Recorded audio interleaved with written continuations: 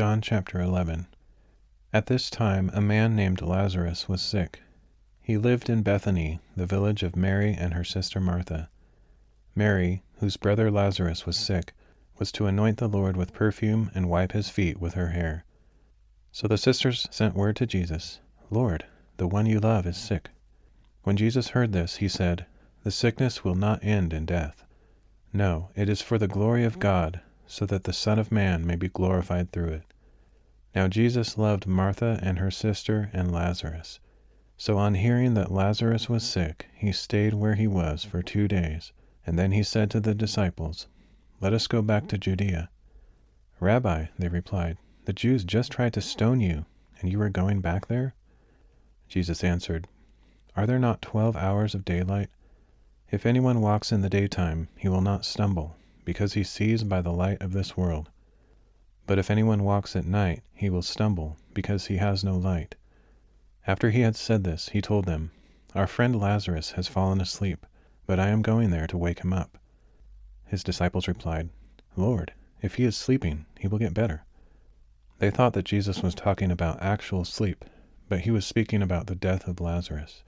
So Jesus told them plainly, "Lazarus is dead, and for your sake I am glad I was not there, so that you may believe. But let us go to him." Then Thomas, called Didymus, said to his fellow disciples, "Let us also go, so that we may die with him." When Jesus arrived, he found that Lazarus had already spent 4 days in the tomb. Now Bethany was near Jerusalem, a little less than 2 miles away, and many of the Jews had come to Martha and Mary to console them in the loss of their brother. So when Martha heard that Jesus was coming, she went out to meet him, but Mary stayed at home. Martha said to Jesus, "Lord, if you had been here, my brother would not have died. But even now I know that God will give you whatever you ask of him." "Your brother will rise again," Jesus told her. Martha replied, "I know that he will rise again in the resurrection at the last day." Jesus said to her, "I am the resurrection and the life. Whoever believes in me will live, even though he dies. And everyone who lives and believes in me will never die. Do you believe this?" "Yes, Lord," she answered. "I believe that you are the Christ, the Son of God, who was to come into the world." After Martha had said this, she went back and called her sister Mary aside to tell her, "The teacher is here and is asking for you." And when Mary heard this, she got up quickly and went to him. Now Jesus had not yet entered the village, but was still at the place where Martha had met him. When the Jews who were in the house consoling Mary saw how quickly she got up and went out, they followed her, supposing she was going to the tomb to mourn there. When Mary came to Jesus and saw him, she fell at his feet and said, "Lord, if you had been here, my brother would not have died." When Jesus saw her weeping, and the Jews who had come with her also weeping, he was deeply moved in spirit and troubled. "Where have you put him?" he asked. "Come and see, Lord," they answered. Jesus wept. Then the Jews said, "See how he loved him." But some of them asked, "Could not this man who opened the eyes of the blind also have kept Lazarus from dying?"